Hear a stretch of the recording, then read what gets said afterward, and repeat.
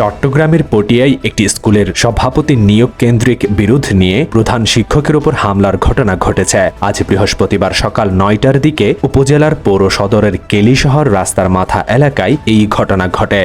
খাগড়াছড়ির রামগড়ে মা ও মেয়ের গলাকাটা লাশ উদ্ধার করা হয়েছে। আজ বৃহস্পতিবার সকালে রামগড় সদর ইউনিয়নের পূর্ব বাগানটিলা এলাকায় এই ঘটনা ঘটে।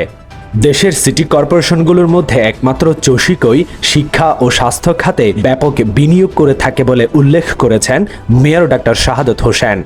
চট্টগ্রামের বোয়ালখালীতে বিষপানে তানজু আক্তার নামের এক গৃহবধূর মৃত্যু হয়েছে। চট্টগ্রাম নগরের রাজাপুকুর লাইন এলাকায় ট্রেডিং কর্পোরেশন অব বাংলাদেশের টিসিবির একটি ট্রাক চাপায় রঞ্জিত কর্মকার নামের এক বৃদ্ধ নিহত হয়েছেন।